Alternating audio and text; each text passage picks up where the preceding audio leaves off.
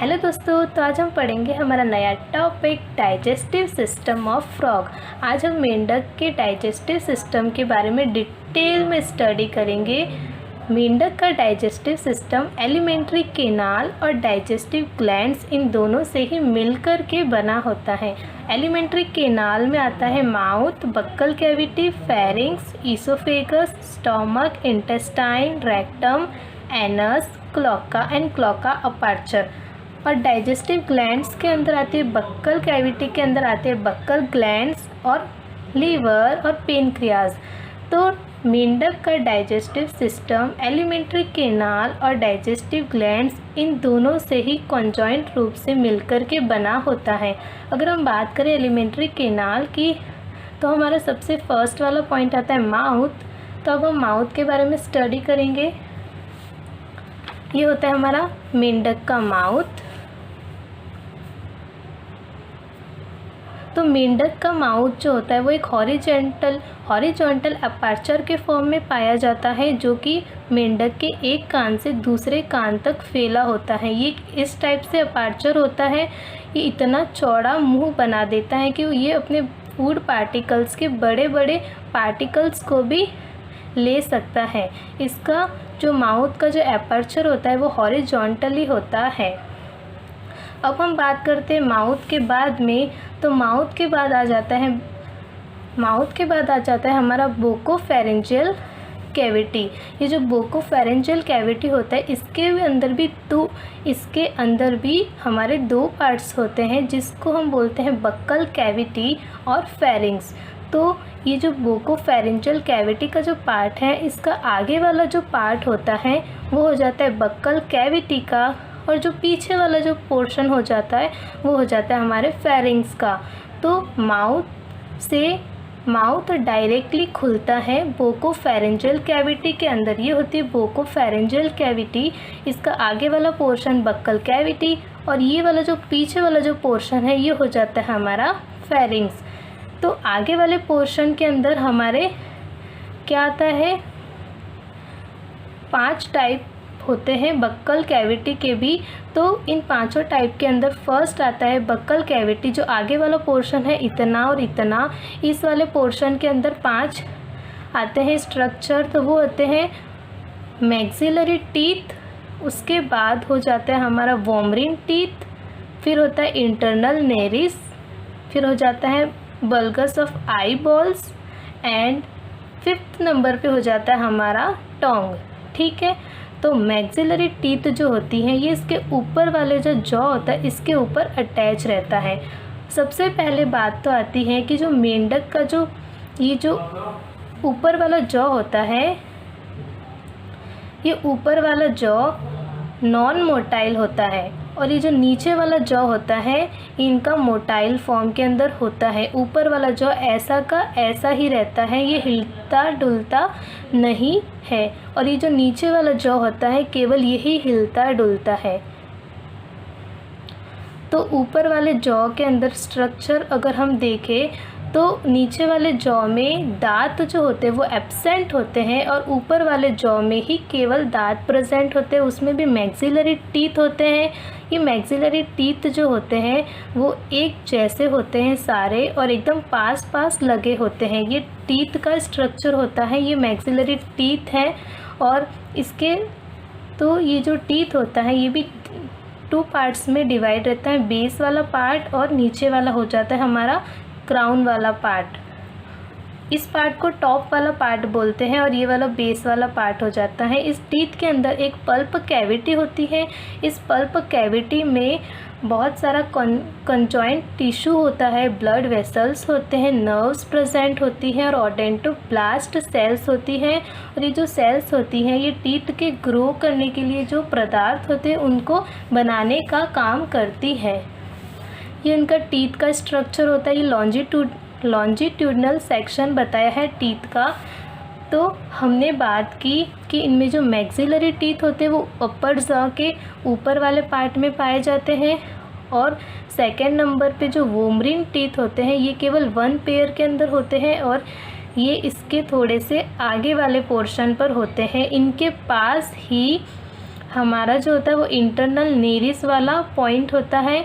तो internal Nereis जो ऊपर जो नेरिस होते हैं, ये बोकोफेरेंजियल कैविटी के अंदर जो बक्कल कैविटी होती है आगे वाला पोर्शन, उसके भी ऊपर ये जो रूफ होती है इसकी, इस रूफ पर खुलते हैं, इसकी छत पर ये खुलते हैं इंटरनल नेरिस। और फिर हो जाते हैं बल्गस ऑफ आई बॉल्स। ये दो जो नेत्र होते हैं ना, इन नेत्र के उभार होते हैं जो अंदर से ऐसे दिखाई देते हैं, यहाँ पे होते हैं, ऐसे खांच जैसे बन जाते हैं। और फिर ये जो लास्ट वाला होता है ये होते हैं हमारे tongue. First maxillary, second vomerine, third internal nares, फिर फोर्थ वाला ये बल्गस ऑफ आई बॉल्स और फिफ्थ वाला ये प्रोट्रूसिएबल टोंग। ठीक है, तो ये टोंग जो होती है, ये इसका जो आगे वाला टॉप वाला पार्ट होता है ये लोअर जॉ से अटैच रहता है, लेकिन जो पीछे वाला पार्ट होता है ये बाई लोब होता है और ये फ्री होता है, ये किसी से भी अटैच नहीं रहता है। तो ये अपनी जीभ को ऐसे बाहर निकाल देता है यहाँ से, तो ये अटैच रहता है, लेकिन जब भी कोई फूड मटेरियल इनको दिख जाता है तो ये अपनी जीभ को ऐसे बाहर निकाल देते हैं। कैसे? ये अपनी जीभ को ऐसे बाहर निकाल देते, इसीलिए इनको प्रोट्रूसिएबल टोंग बोलते हैं। इस जीभ को हम बोलते हैं बहिसारी जीभ, और ये ऐसे पूरा बाहर निकाल देती है और उसको पकड़ के फिर से अंदर लेके आ जाती हैं। तो जब ये शिकार को अंदर लाती हैं तो ये जो टीथ का काम होता है वो चबाने का नहीं होता है, ये केवल उस लाए हुए शिकार को बाहर जाने से रोक देती हैं। बस टीथ का यही काम होता है, ये चबाने का काम नहीं करती हैं। और इनमें जो टीथ पाए जाते हैं ये सभी एक जैसे होते हैं और एक्रोडोंट टाइप के पाए जाते हैं। इनका जो बेस वाला जो पार्ट होता है ये डायरेक्ट जॉज के बोन्स से अटैच रहता है, इसीलिए इनको एक्रोडोंट टाइप के टीथ बोलते हैं।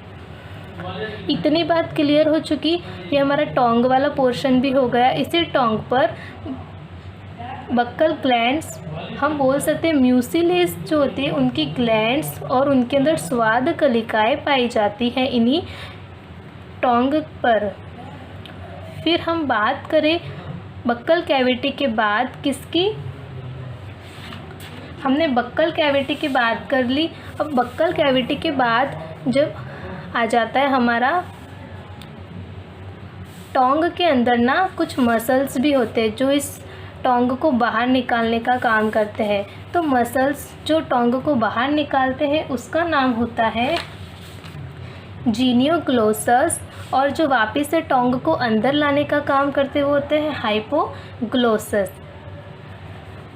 हमने टीथ की भी बात कर ली, ये हमारा नोट्स फॉर्म है, एक्रोडोंट टाइप के होते हैं, इसका स्ट्रक्चर बता दिया, पल्प कैविटी बता दी, इंटरनल नेरिस 1 पेयर के अंदर होते हैं, बल्गस ऑफ आई बॉल्स भी 1 पेयर्स होते हैं, और सबरोस्ट्रल फोसा ये जो होते हैं ये यहाँ पे प्रेजेंट होते हैं। ये जो दिख रहे थे ये सब रोस्ट्रल फोसा है, और इनका काम होता है कि ये जब भी रेस्पिरेशन का काम करते हैं तो इस मुंह को अच्छे से कस करके बंद कर देते हैं ताकि कुछ भी अंदर ना जाए। तो ये सब रोस्ट्रल फोसा होते हैं, इनको हम हिंदी में खात भी बोलते हैं, उपतुंडीय खांच। ये 3 नंबर्स के अंदर होते हैं। ये बड़ा वाला जो मिडिल वाला होता है ये इन लेटरल वाले से थोड़ा सा साइज़ में बड़ा होता है। फिर हम बात करें बक्कल कैविटी के बाद तो आता है फेरिंग्स। तो ये वाला जो पोर्शन होता है ये होता है फेरिंग्स, और इसी के अंदर एक ग्लॉटिस जैसा स्ट्रक्चर होता है। मेंढक के जो फेरिंग्स वाला जो पार्ट होता है ये 2 काम करता है, एक तो रेस्पिरेशन के अंदर अपना काम करता है और एक डाइजेस्टिव सिस्टम के अंदर अपना रोल प्ले करता है। तो जब रेस्पिरेशन में काम करता है तो इसमें ग्लॉटिस प्रेजेंट होता है, जो इंटरनल नेरिस से जो आता है एयर वो डायरेक्ट ग्लॉटिस से जाता है लंग्स की तरफ। और ग्लॉटिस क्या काम करता है, ये जो फूड मटेरियल होता है इस फूड मटेरियल को लंग्स में जाने से रोकता है। ये डायरेक्ट फूड को फेरिंग्स के अंदर भेजता है और फेरिंग्स में ये जाकर के ईसोफेगस में जाता है और अपनी एलिमेंट्री कैनाल के अंदर चला जाता है। तो ग्लॉटिस का फंक्शन क्या होता है? फूड मटेरियल को लंग्स में जाने से रोकना और एयर और रेस्पिरेशन में आई हुई एयर को लंग्स के अंदर भेजना, ये ग्लॉटिस का काम होता है। और इसी फेरिंग्स वाले पार्ट के अंदर ये दो ट्यूब के छेद होते हैं, यूस्टैकियन ट्यूब के छेद होते हैं, ये भी यहीं पे खुल जाते हैं। और ये दो छेद वोकल सैक के होते हैं। जो मेल जो फ्रॉग होता है उसके अंदर ओपनिंग ऑफ वोकल सैक्स प्रेजेंट होते हैं। जो स्वर जो रज्जू होते हैं जिससे ये आवाज़ निकालते हैं उनके ये छेद होते हैं। तो ये हमारी हो गई बोकोफेरेंजियल कैविटी की स्ट्रक्चर कंप्लीट। अब हम बात करते हैं, हमने बात कर दी माउथ की, फिर बोकोफेरेंजियल कैविटी के अंदर बक्कल कैविटी, आगे वाला पोर्शन और पीछे वाला पोर्शन फेरिंग्स की भी बात कर दी। अब हम चलेंगे ईसोफेगस के अंदर।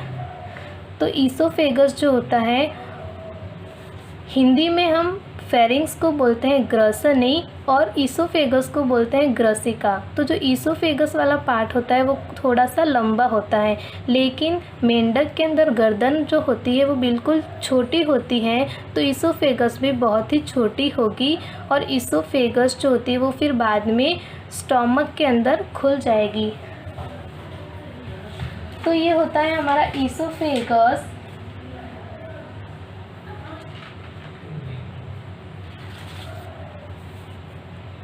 ये वाला होता है ईसोफेगस वाला पार्ट, ये बिल्कुल छोटा होता है। इसी के अंदर लॉन्जिट्यूडनल्स जो होते हैं वो फोल्ड पाए जाते हैं, जिसके थ्रू ये एयर्स को आने से रोकता है। और जैसे ही ईसोफेगस में फूड मटेरियल आता है तो ये थोड़ा सा ऐसा हो जाकर उसको स्पेस देता है फूड को जाने के लिए। तो इसमें कुछ लॉन्जिट्यूडनल फोल्ड्स होते हैं और म्यूसिलेज के कुछ ग्रंथियाँ होती हैं। इनमें स्तंभाकार एपिथेलियमी का एक आवरण पाया जाता है ईसोफेगस के अंदर, जो कि सीलिएटेड रहता है और जो फूड मटेरियल होता है उसको निगलने के अंदर हेल्प करता है। तो फेरिंग्स के बाद में ईसोफेगस से फूड मटेरियल चला जाता है स्टोमक वाले पार्ट के अंदर। तो ये जो स्टोमक वाला पार्ट होता है ये फिर से दो भागों में डिवाइड रहता है। ऊपर वाला जो पार्ट होता है उसको हम बोलते हैं कार्डियक पार्ट, और जो नीचे वाला पार्ट होता है जहाँ से ये स्मॉल इंटेस्टाइन में जाता है उसको बोलते हैं पाइलोरिक पार्ट। तो स्टोमक जो होता है वो एक, हम बोल सकते हैं कि फूड मटेरियल का डाइजेशन भी करता है और उसको अंदर स्टोरेज भी रखता है फूड मटेरियल का।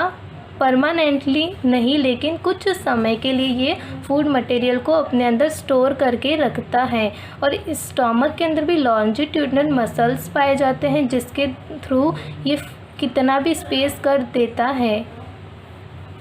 अब ये जो कार्डियक वाला जो ऊपर वाला पार्ट है इसके अंदर ना कार्डियक वॉल्व प्रेजेंट होते हैं, जिसके थ्रू जो फूड मटेरियल होता है वो फिर से ऊपर नहीं जाता है, नीचे ही आता है। और उसी तरह से जो पाइलोरिक वाला पार्ट है इसके अंदर भी पाइलोरिक वॉल्व होते हैं, जिसके थ्रू ये फूड मटेरियल यहाँ से भी ऊपर नहीं आता है। जब स्टोमक के अंदर ये फ्रॉग के अंदर दो पार्ट्स में डिवाइड रहता है, लेकिन जो स्टोमक होता है वो हमेशा ही 3 पार्ट्स में डिवाइड रहता है। मिडिल वाला पार्ट्स होता है उसको हम फंडस बोलते हैं, लेकिन फ्रॉग के अंदर स्टोमक केवल 2 पार्ट्स में ही डिवाइड रहता है। ऊपर वाला पार्ट्स जो बड़ा होता है, मोटी भित्ती वाला होता है, उसको हम बोलते हैं कार्डियक पार्ट, और नीचे वाला जो पार्ट होता है इसको हम बोलते हैं पाइलोरिक पार्ट। अब स्टोमक चला जाता है स्मॉल इंटेस्टाइन के अंदर। स्मॉल इंटेस्टाइन जो होती है ये भी 2 पार्ट्स में डिवाइड रहती है, उसको हम बोलते हैं डुओडीनम और इलियम। ये तो जो स्मॉल इंटेस्टाइन का जो आगे वाला पार्ट है जो यू शेप बना देता है ये हो जाता है डुओडीनम, और यहीं पर ना ये जो लीवर और जो पेनक्रियाज की जो डक्ट आती हैं वो मिल जाती है और डाइजेशन में हेल्प करती है। तो उसी तरह से ये जो स्मॉल इंटेस्टाइन का जो पार्ट होता है पीछे वाला, जिसको हम बोलते हैं इलियम वाला पार्ट, ये थोड़ा सा कॉइल्ड फॉर्म के अंदर होता है। फिर ये वाला जो पार्ट होता है इतना, ये हो जाता है हमारा लार्ज इंटेस्टाइन। और लार्ज इंटेस्टाइन जो होता है ये एब्जॉर्प्शन का काम कर देता है, और उसी तरह से लार्ज इंटेस्टाइन चला जाता है रेक्टम के अंदर, और ये रेक्टम चला जाता है एनस के अंदर, ये खुल जाता है। तो हम बात कर रहे थे स्मॉल इंटेस्टाइन की, तो इसके अंदर भी इस तरह से फोल्ड प्रेजेंट होते हैं, ट्रांसवर्स फोल्ड पाए जाते हैं जो लेयर होती है उसी के अंदर वाले पार्ट में। और जो इलियम वाला पार्ट होता है कॉइल्ड होता है, और ये जो इनके अंदर ना मिजेंट्री पाई जाती है, ये मिजेंट्री यानी कि आंत्र की जो पेशियाँ होती है उनके द्वारा अटैच रहती हैं। तो इस वाले पार्ट को हम बोलते हैं मिजेंट्री वाला पार्ट। फिर इलियम वाला जो पार्ट होता है उसके अंदर लॉन्जिट्यूडनल फोल्ड्स पाए जाते हैं, और फिर ये चला जाता है लार्ज इंटेस्टाइन में, फिर रेक्टम में, और फिर एनस के अंदर। फिर ये जो एनस जो होता है ये क्लोका वाले पार्ट में खुल जाता है, और यही क्लोका वाला पार्ट फिर क्लोका अपर्चर में खुल जाता है। क्लोका इनमें एक स्पेशल टाइप की स्ट्रक्चर होती है जिसके द्वारा रिप्रोडक्टिव डक्ट्स जो आती है ये भी इसी के अंदर आती है। जो यूरेटरी ब्लेडर्स की जो डक्ट आती है ये भी इसी के अंदर आती हैं, और एनस भी इसी में खुलता है। तो ये एक स्पेशल टाइप का स्ट्रक्चर होता है क्लोका। अगर हम फिर से देखें तो ईसोफेगस जो होता है वो एलिमेंट्री केनाल से एक टाइप से डिफरेंट होता है। पूरी एलिमेंट्री जो केनाल होती है उनमें 4 लेयर्स प्रेजेंट होती है। इनका जब हम ऐसे ट्रांसवर्स सेक्शन देखते हैं तो उनमें एक सीरसी कोट होता है, फिर मस्क्यूलरी कोट, फिर सब म्यूकोसा और म्यूकोसा वाला पार्ट होता है। लेकिन ईसोफेगस के अंदर जो ऊपर वाला सबसे ऊपर वाला होता है सीरसी कोट, ये एब्सेंट होता है। तो हम बोल सकते हैं कि ईसोफेगस जो होता है एलिमेंट्री केनाल से स्ट्रक्चरली कुछ डिफरेंट टाइप का होता है। अब हम देखें तो अब हम देखें कि एलिमेंट्री केनाल के अंदर ही कुछ डाइजेशन का काम होता है। तो ये जो डाइजेशन का काम होता है, स्टोमक के अंदर डाइजेशन का काम कैसे होता है, जो कार्डियक और जो पाइलोरिक स्टोमक होते हैं वो केवल म्यूसिलेज का स्त्राव करते हैं ताकि फूड मटेरियल अपने बड़े बड़े फॉर्म्स के अंदर हो, तो वो छोटे फॉर्म में कट जाता है, उनका भी डाइजेशन स्टार्ट हो जाता है। तो स्टोमक के अंदर डाइजेशन होने के लिए क्या पाया जाता है, म्यूसिलेज। तो उनमें पाया जाता है म्यूसिलेज का ग्लैंड्स, या फिर हम बोल सकते हैं म्यूसिलेज की कुछ सेल्स पाई जाती हैं। ठीक है, हम ग्लैंड्स लिख देते हैं। ये HCl का भी स्त्राव करते हैं। ये स्टोमक के अंदर होने वाला डाइजेशन था। फिर अगर हम बात करें इंटेस्टाइन में कौन सी ग्लैंड्स पाई जाती हैं, तो इंटेस्टाइन के अंदर अगर हम बोले तो पूरी इंटेस्टाइन में जो म्यूसिलेज मेम्ब्रेन जो पाया जाता है इनर वाले पार्ट में, उसमें बहुत सारे ना ग्लैंड्स भी प्रेजेंट होते हैं। इन ग्लैंड्स को हम बोलते हैं क्रिप्स ऑफ लेबरकून। क्या बोलते हैं, क्रिप्स ऑफ लेबरकून।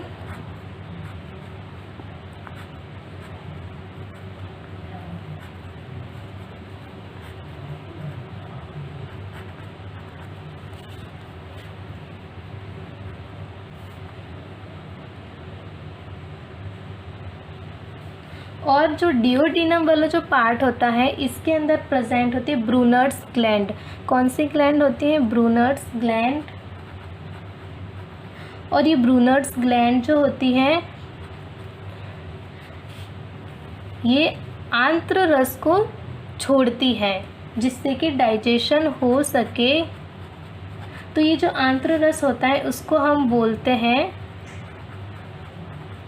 सक्सस एंट्रियोसस।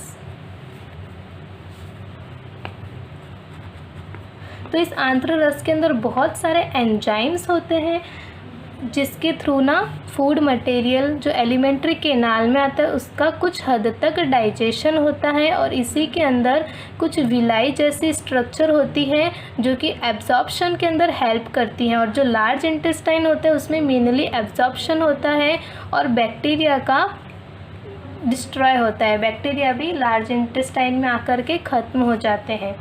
तो लार्ज इंटेस्टाइन के अंदर क्रिप्ट्स ऑफ लेबरकुंस नाम की ग्लैंड्स प्रेजेंट होते हैं, ब्रूनर्स ग्लैंड्स होते हैं डुओडेनम के अंदर जो आंत्र रस को छोड़ते हैं, और इस आंत्र रस में बहुत सारे एंजाइम्स होते हैं जो डाइजेशन के अंदर हेल्प करते हैं। अब हमारा स्टोमक के अंदर होने वाला डाइजेशन और इंटेस्टाइन में होने वाला डाइजेशन हो गया। तो अब हम बात करते, ये हो गई हमारी एलिमेंट्री कैनाल पूरे क्लियरली। अब हम बात करते हैं हमारा डाइजेस्टिव ग्लैंड्स के बारे में। तो डाइजेस्टिव ग्लैंड के अंदर बक्कल ग्लैंड्स थी। बक्कल ग्लैंड्स मीन्स कि जो बक्कल कैविटी में जो प्रेजेंट थी उसको हम बोलते हैं बक्कल ग्लैंड्स। और ये जो टोंग होता है उस टोंग के ऊपर थी जिसको हम बोलते हैं म्यूसिलेज ग्लैंड, ठीक है। और फिर हमारा आ जाता है लीवर। तो जो लीवर जो होता है ये पूरे बॉडी का सबसे लार्जेस्ट ग्लैंड होती है लीवर। तो इस लीवर को सबसे लार्जेस्ट ग्लैंड माना जाता है। और फिर आता है सेकंड नंबर पे लार्जेस्ट ग्लैंड, उसको हम बोलते हैं पेनक्रियास। तो अब हम लीवर और पेनक्रियास के बारे में पढ़ेंगे। तो ये वाला जो पार्ट होता है इसको हम बोलते हैं लीवर। लीवर जो होता है डार्क रेड कलर का होता है और सबसे बड़ी ग्रंथि होती है, डाइजेशन में बहुत ही ज़्यादा हेल्प करती है, और ये बाइलोब होती है। इसका जो ये वाला जो पार्ट है हमारा, ऐसे अगर हम देखें तो ये वाला साइड हो जाएगा राइट लोब और ये वाला हो जाएगी हमारी लेफ़्ट लोब। तो ये जो लेफ़्ट लोब होती है ये भी 2 पार्ट्स में डिवाइड रहती है। ये जो आगे वाला पार्ट्स होता है इसको बोलते हैं लेफ़्ट एंटीरियर पार्ट, और जो पीछे वाला होता है उसको हम बोलते हैं लेफ़्ट पोस्टीरियर पार्ट। इतना बात पता चल गया। फिर ये जो लीवर होता है वो लिगामेंट्स के थ्रू ना थोड़ा सा अटैच रहता है। अब लीवर के जो मिड जो पार्ट होता है जहाँ से राइट और लेफ़्ट दोनों ही लोब्स जुड़ती हैं, वहाँ पर मिड वाले पोर्शन पर होता है गॉल ब्लेडर जिसको हम बोलते हैं पित्ताशय। ये गोल होता है और ग्रीन कलर का होता है। अब ये जो लेफ़्ट वाला जो लोब होता है इसके अंदर ना कुछ बाइल डक्ट्स आती हैं जिसको हम बोलते हैं पीतवाहिनियाँ, और ये जो गॉल ब्लेडर होता है उससे निकलती है हमारी सिस्टिक डक्ट जिसको हम बोलते हैं पित्ताशय वाहिनियाँ। ये दोनों ही मिल करके बना देती हैं हिपैटिक डक्ट जिसको हम बोलते हैं यकृत वाहिनी। यहाँ से जो निकलती है ये वाला ब्लू वाला पोर्शन, ये वाला हो जाता है हमारा पीत वाहिनियाँ। और जब ये पीत वाहिनियाँ मिल जाती हैं एक दूसरे से तो ये बन जाती हैं यकृत वाहिनियाँ। और जब ये यकृत वाहिनियाँ मिलती हैं सिस्टिक डक्ट से, तो जब सिस्टिक डक्ट और बाइल डक्ट दोनों ही मिल जाती हैं तो उसको हम बोलते हैं कॉमन बाइल डक्ट। तो जब ये कॉमन बाइल डक्ट आगे आती है तो ये जो येलो वाला पोर्शन होता है ये हो जाता है हमारा पेनक्रियास। तो पेनक्रियास जो होता है ये भी अपने पेनक्रियास वाले डक्ट को इसके अंदर जुड़ जाता है, ये वाली भी डक्ट इसके अंदर जुड़ जाती हैं और फिर कॉमनली होकर के बना देती है हमारी हिपैटो पेनक्रियाटिक डक्ट। और ये जो सभी मिल करके जो डक्ट बन जाती है ये एक सिंगल डक्ट आ जाती है डिओडिनम के अंदर। तो अगर हम बात करें गॉल ब्लेडर की तो ये पीत का स्त्राव करती है जिसको हम बोलते हैं बाइल। तो ये जो बाइल होता है ये बहुत ही कड़वा होता है, हम बोल सकते क्षारीय होता है। और ये फूड मटेरियल जो एसिड फूड मटेरियल होता है उसको ये किस में चेंज कर देता है, एसिडिटी उनकी कम कर देता है और उनको क्षारीय में चेंज कर देता है। तो ये जो पेनक्रियास वाला पार्ट है ये थोड़ा सा येलो वाइटिश कलर का होता है और हमारा लीवर जो होता है ये डार्क रेड कलर का होता है। ये देखो राइट वाली लोब, ये लेफ़्ट वाली लोब, ये जो आ जाती है इसको हम बोलते हैं, जो गॉल ब्लेडर से आई है ये हो जाती है सिस्टिक डक्ट, और ये वाली हो जाती है हमारी हिपैटिक डक्ट, या फिर हम बोल सकते हैं बाइल डक्ट। जब ये दोनों मिल जाती हैं तो इसको हम बोलते हैं कॉमन बाइल डक्ट। फिर जब ये पेनक्रियाज वाली डक्ट से भी मिल जाती हैं तो ये इसको हम बोलते हैं हिपैटोपेनक्रियाटिक डक्ट।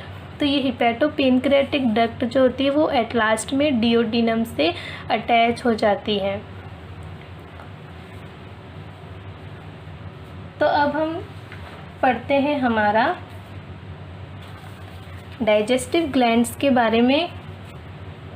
तो जो डाइजेस्टिव ग्लैंड्स होता है उसके अंदर हमने देखा है कि जो लीवर होता है सबसे लार्जेस्ट ग्लैंड्स ऑफ बॉडी होता है। ये बाई लोब होता है, फ्रॉग के अंदर डार्क रेड कलर का होता है। अगर हम फंक्शंस देखें,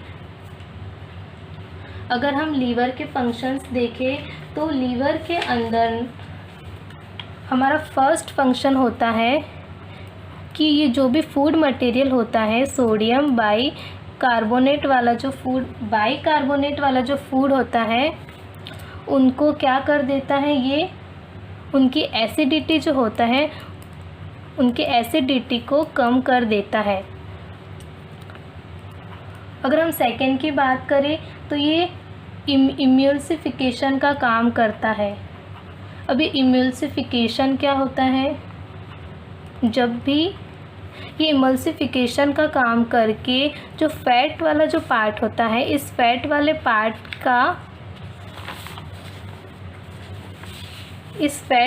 पार्ट का जो सरफेस टेंशन होता है उसको कम कर देता है। ठीक है। थर्ड वाला अगर हम पॉइंट देखें तो ये एंटीसेप्टिक का काम करता है, जिससे कि जो रोग से लड़ने की क्षमता होती है वो थोड़ी सी बढ़ जाती है, प्रतिरोधी टाइप का होता है। फिर ये काम करता है कि अगर बॉडी में ग्लूकोज की मात्रा अगर ज़्यादा होती है तो ये ग्लूकोज को ग्लाइकोजन में कन्वर्ट कर देता है। तो ये ग्लूकोज को ग्लाइकोजन में कन्वर्ट कर देता है और फिर इस ग्लाइकोजन का उस लीवर के सेल्स के अंदर स्टोर करके रखता है। लीवर के अंदर है ना कुफ्फर टाइप की सेल्स होती हैं। कौन से टाइप की सेल्स होती है? कुफ्फर टाइप की।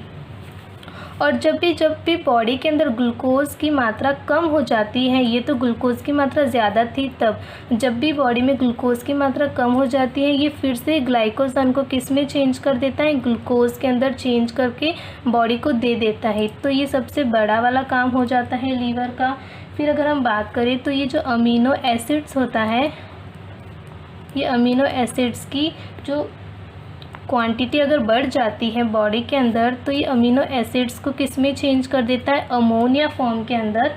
और जब भी ये अमोनिया फॉर्म के अंदर चेंज करता है तो ये अमोनिया के बाद फिर से चेंज हो जाता है किस में? यूरिया के अंदर। और फिर इसी यूरिया को किडनी के थ्रू बाहर निकाल दिया जाता है। फिर अगर हम बात करें हमारा 6 पॉइंट, तो इसमें हो जाता है कि जब भी ब्लड वेसल्स होती हैं तो ब्लड वेसल्स में कुछ हिपेरिन टाइप का कुछ होता है जिसके थ्रू ब्लड वेसल्स के अंदर ब्लड का स्कंदन नहीं होता है, ब्लड जमता नहीं है, ब्लड वेसल्स में ब्लड फ्लो करता रहता है। तो इनके पास ना हिपेरिन होता है। और ये विटामिन ए, विटामिन डी का स्टोर करके रखता है, विटामिन के को भी। फिर इनमें जो कुफ्फर टाइप की जो सेल्स होती हैं, कौन से टाइप की? कुफ्फर टाइप की जो सेल्स होती हैं वो फाइगोसाइटोसिस का काम करती है।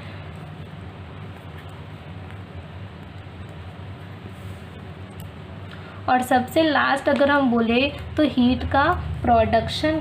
हीट प्रोडक्टिव ऑर्गन कहलाता है।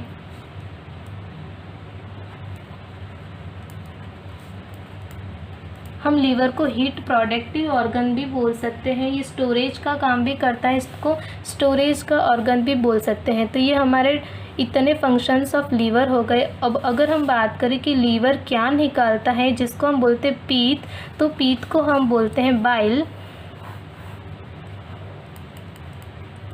तो बाइल के अंदर ना बाइल सॉल्ट होते हैं, और ये बाइल सॉल्ट कौन कौन से होते हैं? हमारे बाइल सॉल्ट्स होते हैं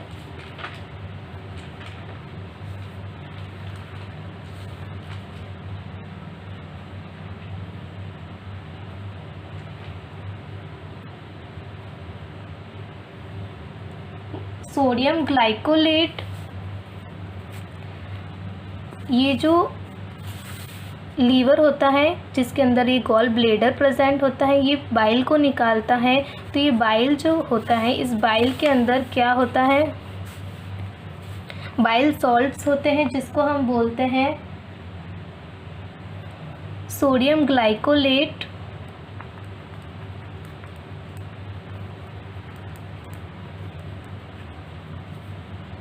फिर हम बोले सोडियम टारोकोलेट।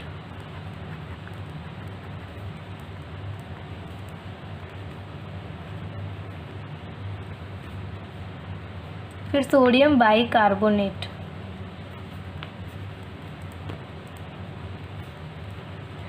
ये बाइल के बाइल सॉल्ट्स होते हैं जो डाइजेशन में बहुत ही ज़्यादा हेल्प करते हैं। इनमें कुछ बाइल पिगमेंट्स भी होते हैं जिनको हम बोलते हैं बिलीरुबिन और बिलीवर्डिन। तो अब हम बात करते हैं हमारा पेनक्रियाज के बारे में। तो ये जो पेनक्रियाज वाला जो पार्ट होता है, तो ये पेनक्रियाज वाला पार्ट भी डाइजेशन में हेल्प करता है। तो इस पेनक्रियाज को ना अंतःस्रावी और बाह्य स्रावी दोनों टाइप की ग्रंथि माना जाता है। ये ड्यूल नेचर की होती हैं। तो जो बाह्य स्रावी जो ग्रंथि होती है, इसके अंदर बहुत सारी जो ब्रांच्ड ट्यूब्स निकलती हैं जिनको हम बोलते हैं एसिनाई। तो ये जो एक्सोक्राइन जो ग्लैंड्स होती हैं पेनक्रियाज के अंदर, उसके अंदर बहुत सारी एसिनाई टाइप की स्ट्रक्चर होती हैं जिसके अंदर कॉन्जॉइंट टिश्यू पाया जाता है। कॉन्जॉइंट टिश्यू को अगर हम बोल सकते हैं, उनमें ब्लड वेसल्स पाई जाती हैं, कुछ अग्नाशय की वेसल्स पाई जाती हैं, और ये अग्नाशय की जो वेसल्स होती हैं ये मिलजुल करके चली जाती हैं हिपैटिक को जो कॉमन बाइल डक्ट होती हैं उसके अंदर ये जुड़ती हैं। तो एसिनाई के अंदर कुछ कॉन्जॉइंट टिश्यू होता है, ब्लड वेसल्स होते हैं, नर्व्स होती हैं और अग्नाशयी नलिकाएं भी होती हैं। तो ये सारी ना मिल करके इसके अंदर मिल जाती है। और ये जो एक्सोक्राइन होता है ये बॉडी के अंदर नहीं बल्कि जो ब्लड वेसल्स होते हैं वहाँ पे नहीं, बल्कि बाहर ना एंजाइम्स का स्त्राव करती हैं। एक्सोक्राइन हमेशा ही एंजाइम्स का स्त्राव करती हैं। और जो एंडोक्राइन होती हैं, और ये जो एक्सोक्राइन की जो अग्नाशय जो रस वाली जो वाहिनिकाएं होती हैं, ये कुछ हार्मोन्स का रिलीज़ करती है। पेनक्रियाज के अंदर एक्सो और एंडो दोनों टाइप की ग्लैंड्स होती हैं। जिनमें एसिनाई होती है उनमें कॉन्जॉइंट टिश्यू प्रेजेंट होते हैं, उनमें अग्नाशयी वाहिनिकाएं भी होती हैं जो अग्नाशयी रस का स्त्राव करती हैं। तो ये जो डिओडिनम वाला जो पार्ट है ये कुछ दो टाइप के हार्मोन्स निकालता है जिसको हम बोलते हैं सेक्रेटिन और पेनक्रोजायोमिन। तो ये दो टाइप के हार्मोन्स से जो आंतरिक रस होता है वो प्रेरित होता है और बाहर निकलता है एक्सोक्राइन ग्लैंड से। फिर अगर हम बात करें तो ये एक्सोक्राइन ग्लैंड से एंजाइम्स का भी स्त्राव करता है। और जो एंडोक्राइन जो ग्लैंड्स होती हैं, ये एंडोक्राइन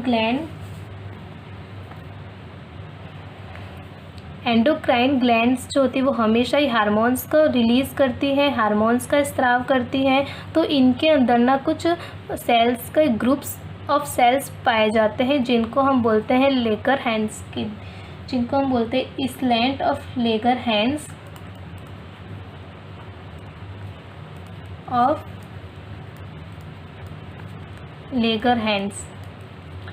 ये हार्मोन्स को रिलीज करती है, इंसुलिन हार्मोन्स